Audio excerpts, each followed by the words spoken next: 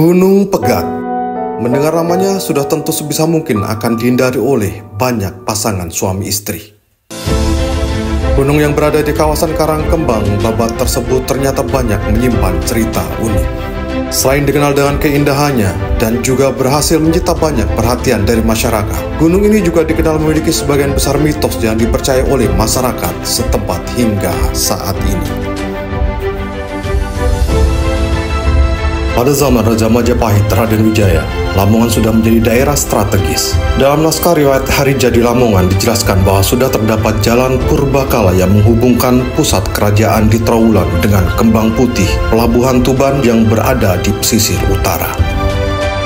Diduga jalan purbakala tersebut mulai dari desa Pamotan yang berada di selatan, Garung, Kedungwangi, Sumbersari, Pasar Legi, Ngimbang, Luluk, Modo, Dradah, menuju arah utara hingga Gunung Pegat dan berakhir di utara, tepatnya di Pucak Wangi di Babat.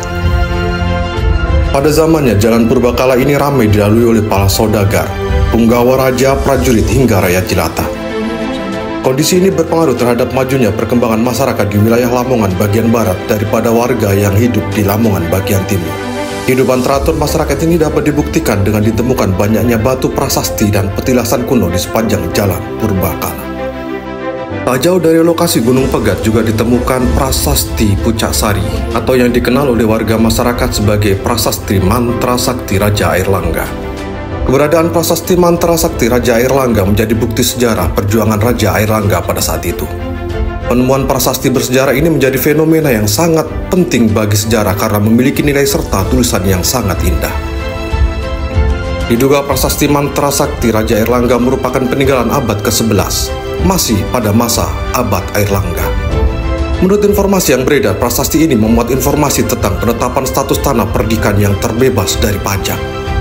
Selain itu, warga juga menemukan peninggalan sejarah berupa sebuah pecahan keramik Tiongkok era dinasti Sung perkiraan abad ke-11 sampai ke-12. Warga yang menemukan membeberkan bahwa prasasti tersebut hendak dicuri oleh oknum yang tidak bertanggung jawab. Karena kondisi yang sangat memprihatinkan, warga setempat segera untuk mengamankan prasasti tersebut. Ketika ditelusuri lebih dalam, kondisi prasasti ada yang sudah rapuh. Bahkan tulisan dalam prasasti tersebut ada yang sudah tidak dapat dibaca. Meskipun susah dibaca, ada bagian yang dapat dibaca dan berisi tentang status tanah perdikan dan ditulis dalam bahasa Jawa kuno.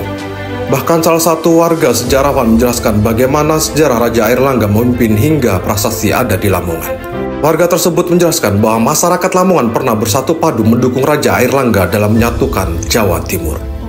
Sehingga warga Lamongan berjasa dan banyak sekali tanah-tanah yang dijadikan perdikan yang dibuat prasasti sebagai lambang keabadian untuk memperingati jasa warga dalam membantu perjuangan Airlangga. Bagi warga Lamongan dan sekitarnya di Jawa Timur, Gunung Pegat adalah sebuah nama yang dipenuhi mitos yang diperoleh dari turun-temurun. Gunung ini yang memiliki ketinggian sekitar 60 mdpl dianggap memiliki daya magis yang kuat terutama dalam konteks pernikahan. Nama Pegat dalam bahasa Jawa memiliki arti cerai dalam bahasa Indonesia. Mitosnya, pasangan yang hendak menikah dan melewati jalan membelah gunung ini akan mengalami prahara pernikahan atau yang dikenal sebagai pegatan. Namun, ada pengecualian. Pasangan harus melepaskan ayam hidup sebelum melewati Gunung Pegat. Mitos ini sudah ada sejak lama dan tidak ada yang tahu bagaimana asal-usulnya.